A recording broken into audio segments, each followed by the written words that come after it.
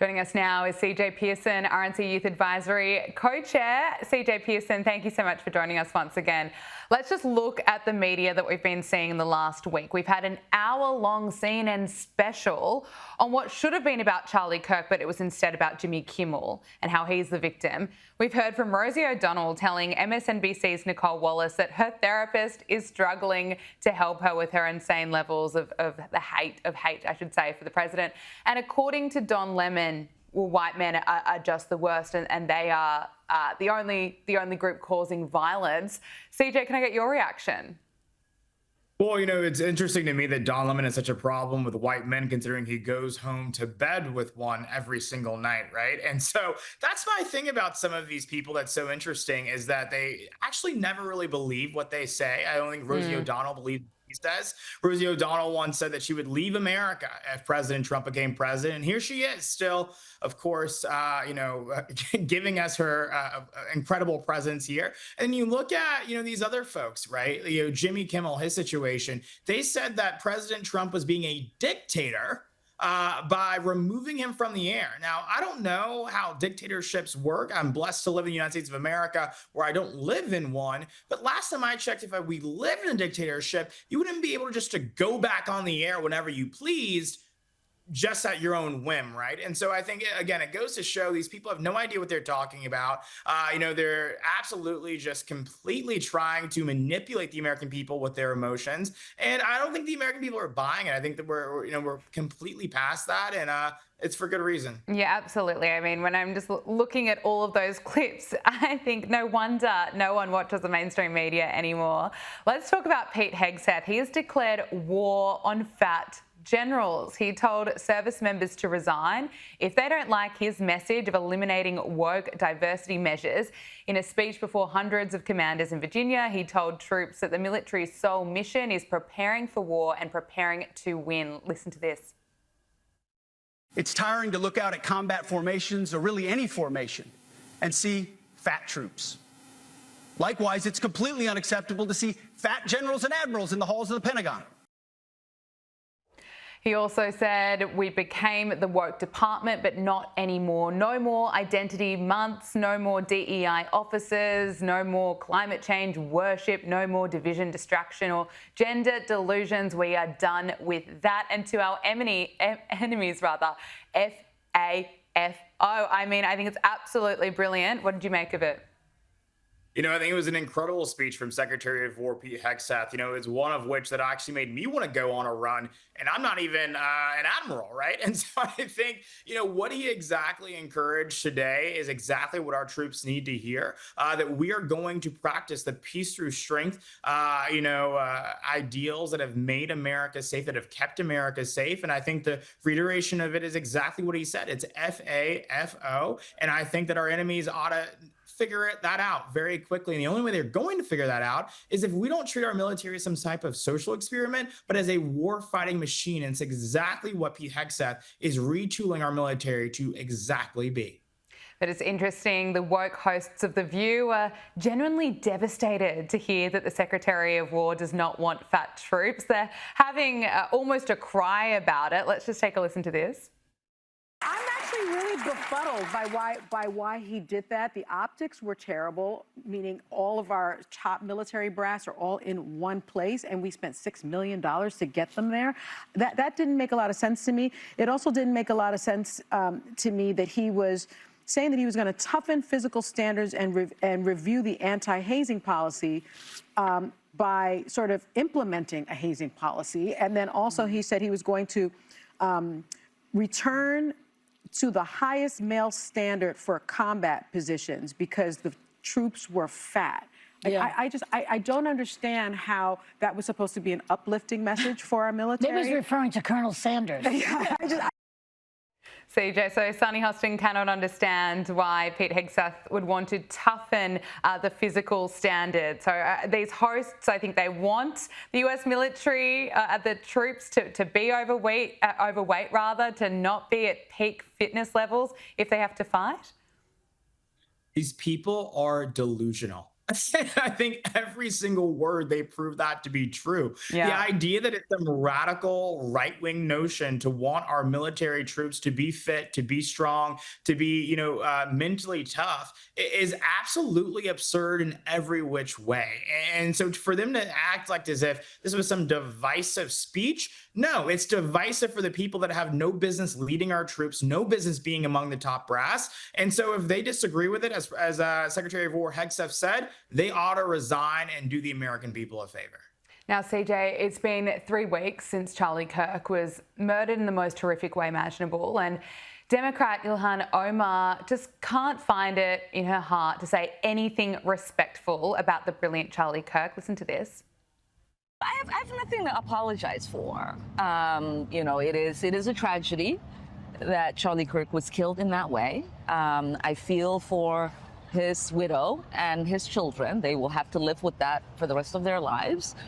But there is no legacy to honor. It was a legacy filled with bigotry, hatred, and white supremacy. Mm-hmm. And as a Black woman and as a Muslim in this country, I refuse to join the chorus that changes the history of what is on the record from this man. CJ, she says there's no legacy to honour, again calling him a white supremacist. Can I get your thoughts? It's absolutely disgusting. In the same way that she can't find any nice words to say about Charlie Kirk, she oftentimes can't find any nice words to say about America, because that's exactly the type of person who she is. And she reminds us of that every single day. She wants to talk about the legacy of Charlie Kirk. I'll talk about the legacy of Charlie Kirk. This was a man who prided his entire life on free speech, the exchange of ideas, regardless of whether or not you agreed with him or not. Mm-hmm. He would go into the lion's den, he would go into the belly of the beast and simply state his case. And he would encourage you, he would invite you to challenge him. And you know what? That's what makes America America. The idea that he was some white supremacist because he was anti-DEI, anti-affirmative action, maybe that's your own bigotry peeking through. Mm-hmm. Because here's the deal. I don't need DEI to be successful. I've never needed affirmative action to thrive in this nation. And so the idea that somehow, some way, Charlie Kirk is some big and avowed racist because he didn't support those things is absolutely disgusting. And Ilhan Omar, I can't even begin to say just how disgusting, she is in her rhetoric and how she speaks about this country, how she speaks about, incredible luminaries like Charlie Kirk. Yeah. But I think your audience probably knows a lot about that. And so I'll leave it to them. 100%. Well said, CJ. Let's talk about the legacy that is living on, the legacy of Charlie Kirk. There is a generation of Charlie Kirks right now living more boldly, more truthfully because of Charlie Kirk and the amazing person that he was and everything that he did.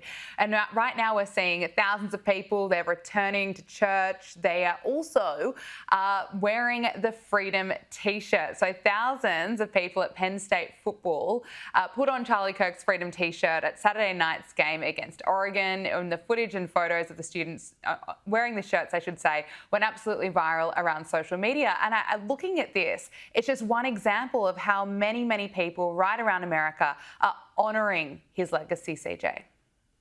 You're exactly right. I mean, there's a revival happening in this country right now where you have people who were once afraid to stand on their values, to stand up for their beliefs, and to proudly proclaim that they were conservative and proud to be an American are now saying, I'm no longer going to censor myself. I'm no longer going to hide in the shadows. I'm going to be bold. I'm going to stand in my truth. And I'm so glad to see it, because that's exactly what Charlie would have wanted.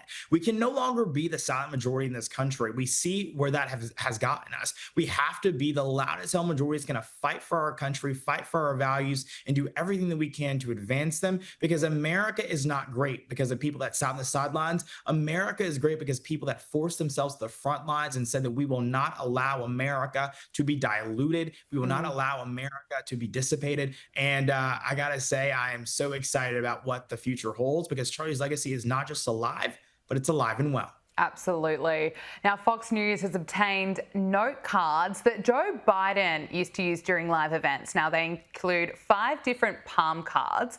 And just looking at what's on them, it's so telling about Joe Biden's state. He had bios and photo reminders of people, including Hillary Clinton.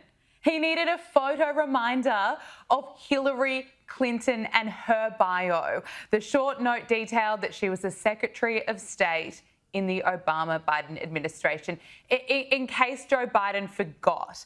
I mean, no wonder Donald Trump put up a photo of the auto pen at the White House instead of a photograph of Joe Biden, because he had no idea what was going on, CJ.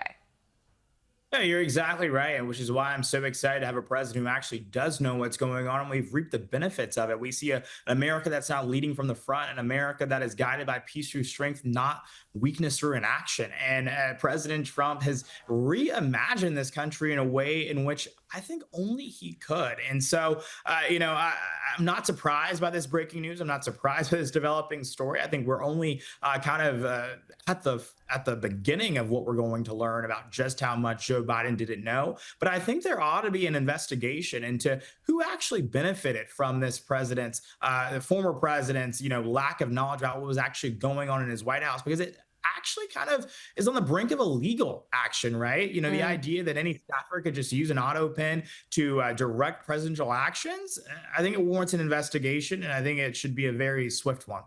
Just finally, woke celebrity Ariana Grande reposted an anti-Trump message. She shared this podcast host, Matt Bernstein's Instagram post that blasted voters who cast their ballots for Donald Trump instead of Kamala Harris in 2024. Now, the White House has issued a fiery response in a statement saying, "Save your tears, Ariana, because President Trump's actions ended Joe Biden's inflation crisis and are bringing in trillions in new investments." I mean, CJ, look at this and it's just no surprise. There are so many Hollywood celebrities or woke celebrities, I should say, that are still trying to push an anti-Trump message on social media and actually they actually wish that Kamala Harris was president right now. And I think her latest media tour has just reminded everyone how grateful we are that she did not get elected. No, you're exactly right. And Ariana Grande, in her post asked the question, have your lives gotten better? Hell yes, it has, Ariana. I think many people would agree with that here in America. And so here's the deal about these Hollywood folks who are so out of touch, these elitists. The American people rejected you on November 5th, 2024, and we have no intention of going back, none at all. And so Ariana Grande, maybe she should get back in the studio and out of the pulpit, because no one wants to hear a single thing she has to say about political issues here in this country. CJ Pearson, RNC Youth Advisory Council co-chair, thank you so much for joining us.